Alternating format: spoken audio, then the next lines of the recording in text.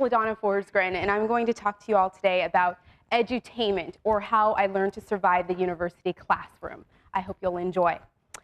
So, I learned at an early age that if you were funny enough, you could get away with practically anything. I grew up in a household with 9 sisters, yes, 9 sisters, and used comedy as a tool of survival. Because let's face it, adolescent girls can be very, very, very cruel.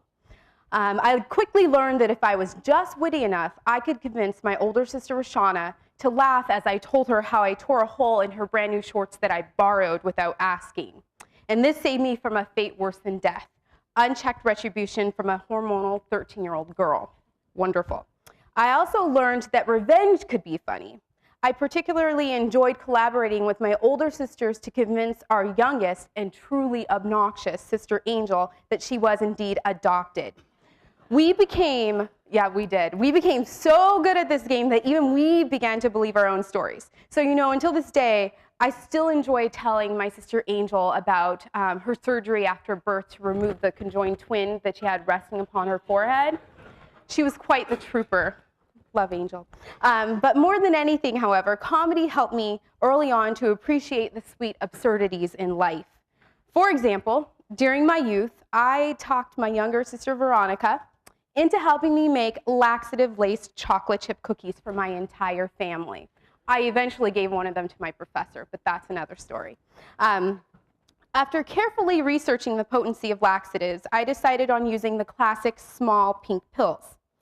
Unfortunately, we quickly found out that even after crushing these laxatives into a fine white powder, there was still the pink residue on the cover, so we felt that our family would be a little suspicious. So, fortunately, my wise and problem-solving younger sister, who was 10, realized that all we had to do was put the pink pills in our mouths to dissolve the outer coating. There are consequences of doing that, by the way. So, in just a few short hours, we made dozens of bowel-stimulating chocolate chip cookies. However, being a bit wise to my previous shenanigans, my family rightly refused to eat the cookies unless we did so as well. But what my family didn't understand is that I am willing to experience the discomforts in life in order to bring about a joke. And so, as my sister Veronica and I demonstrated the safety of the cookies, we realized how delicious that they truly were, and we quickly forgot our secret ingredient. They were so good. We used real butter, and I think that's why. They were so good. So as we consumed more than was necessary to convince our families, our bodies soon started to attack us from within, and we couldn't help but laugh.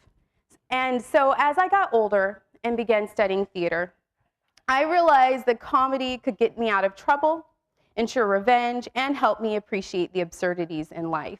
But it could also be used to educate and to entertain audiences, which I eventually used in the classroom. So as I myself sat through a very boring, very, very boring theater history lecture my sophomore year as an undergrad, I discovered the following passage in Molière's preface to Tartuffe. In it, the great 17th century French comedic playwright Molière states, quote, "If the purpose of comedy be to chastise human weaknesses, I see no reason why any class of people should be exempt. The theater is a medium of correction. The finest passages of serious moral treatise are all too often less effective than those of a satire, and for the majority of people, there is no better form of reproof than depicting their faults to them.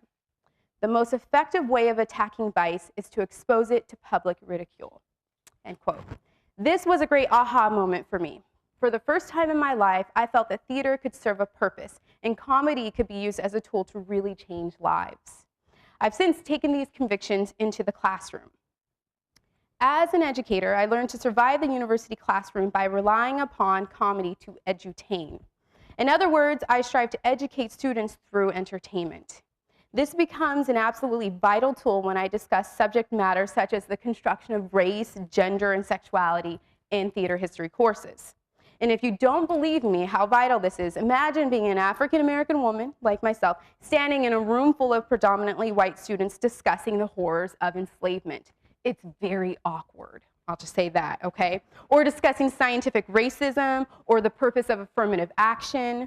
It's a very interesting moment to realize that your body as a site of performance is being read, evaluated, and interpreted by students.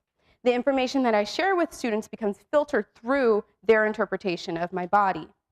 At times, this has had negative consequences in the classroom. I've encountered an array of responses from students while discussing race that range from silence to white guilt to outright hostility. And none of these are productive in a classroom setting. Using comedy to edutain students has helped me reach these unresponsive or embarrassed or simply openly confrontational students. Now, I began my career at University of Oregon last year and knew that I wanted to teach an interdisciplinary course on the representations of Blackness in theater, film, television, sports, and advertisement. Just a ton of stuff I threw in this class, but they let me. I created a course entitled Performing Blackness, From Othello to Chappelle's Show, which would explore the constantly shifting terrain of Blackness within society.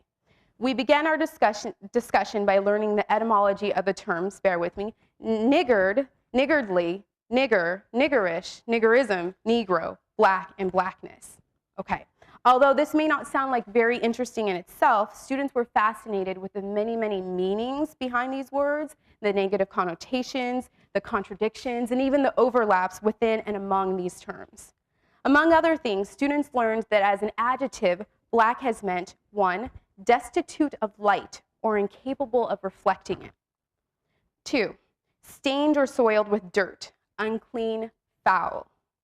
3, dismal, gloomy, or forbidding, like darkness, cruel, hateful, and mournful.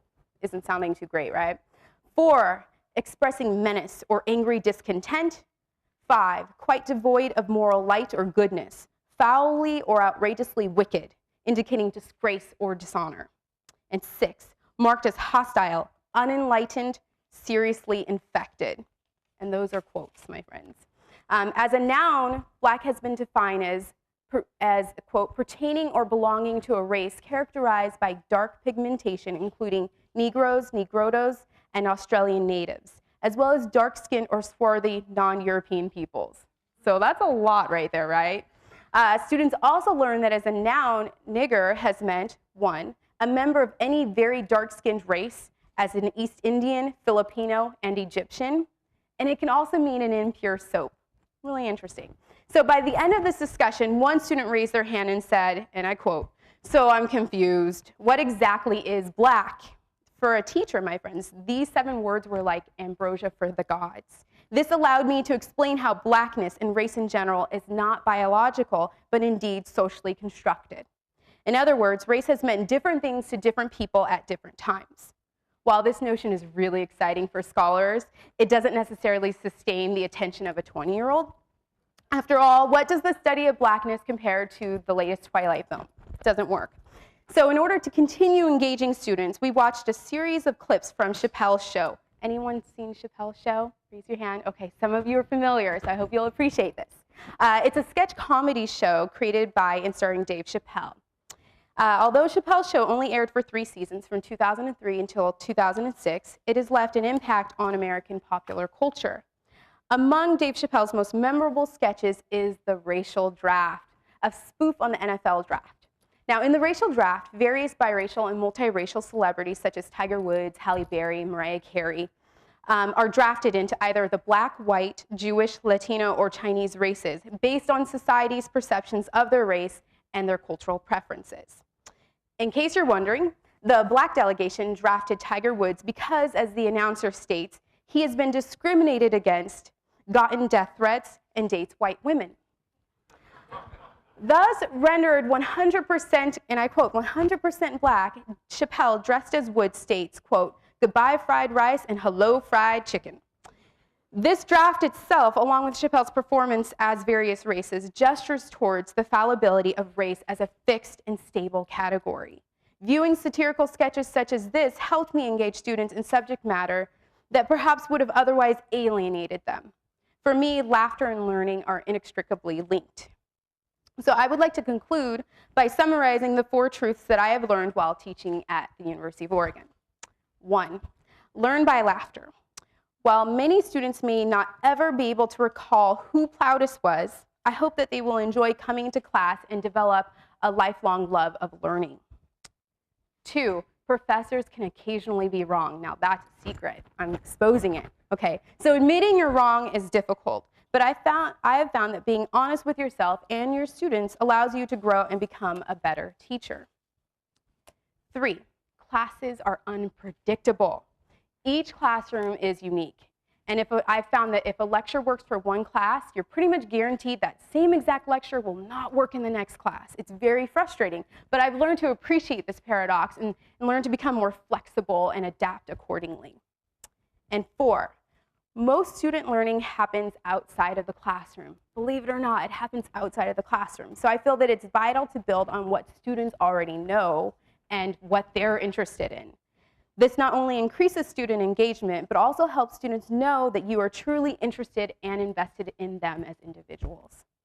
So as a teacher and historian, I believe that it is my responsibility to help fill in the gaps and silences of history so that students gain a sense of the past and a purpose for the future. And I truly believe that edutainment helps me do this. Thank you all. You stayed with me.